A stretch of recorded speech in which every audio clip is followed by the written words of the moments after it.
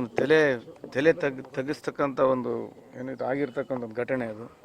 ಇದು ಇನ್ಹ್ಯೂಮನ್.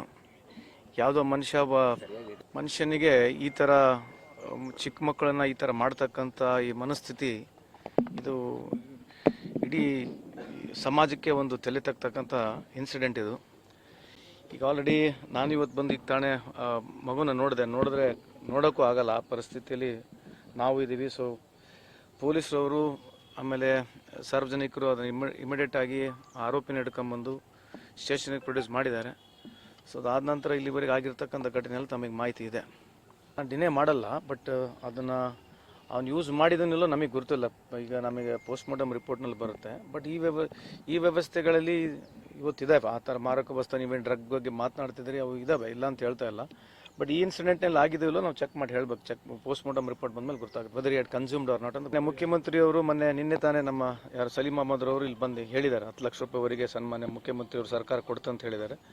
ಇನ್ನೂ ಹೆಚ್ಚಿನ ಅನುದಾನಕ್ಕೆ ನಾನು ಮಾನ್ಯ ಮುಖ್ಯಮಂತ್ರಿಯವ್ರ ಜೊತೆ ಕೂಡ ಮಾತನಾಡ್ತೀನಿ. ಜಮೀರ್ ಅಹಮದ್ ಖಾನ್ ಅವರು ಕೂಡ ಒಂದು ಮನೆ ಕೊಡ್ತೀವಿ ಅಂತ ಹೇಳಿದ್ದಾರೆ.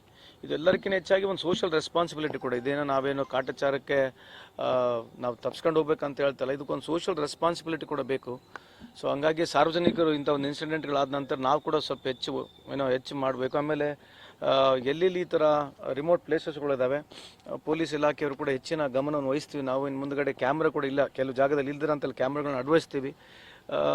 ಆಮೇಲೆ ನಾವೇನಿಲ್ಲಿ ಸಮರ್ಥನೆ ಮಾಡ್ಕೊಳ್ಳೋಕೆ ನಾನು ಪೊಲೀಸ್ ಡಿಪಾರ್ಟ್ಮೆಂಟ್ಗೆ ಮಾತನಾಡ್ತಾ ಹೋಗ್ತಿಲ್ಲ. ಸುಮಾರು 2,000ಕ್ಕೂ ಹೆಚ್ಚು ಸರ್ಪ್ರೈಸ್ ಈ ಡ್ರಗ್ ಚೆಕ್ಸ್ಗಳನ್ನ ಕೂಡ ಮಾಡಿರ್ತಕ್ಕಂಥದ್ದು ನಮ್ಮ ಹುಬ್ಬಳ್ಳಿ ಧಾರವಾಡನಲ್ಲಿದೆ. ಸೊ ಈ ಇನ್ಸಿಡೆಂಟ್ ಆಗಿರ್ತಕ್ಕಂಥದ್ದು ನಿಜಕ್ಕೂ ಇದು ಇನ್ಹ್ಯೂಮನ್ ಇನ್ಸಿಡೆಂಟು. ಇನ್ಯಾನೋ ಮೆಂಟಲಿ ಸಿಕ್ ಇಂಥ ಮಾಡ್ತಕ್ಕಂಥದ್ದು ಸಾಧ್ಯತೆ ಇದೆ ಅಂತ ನನ್ನ ಭಾವನೆ.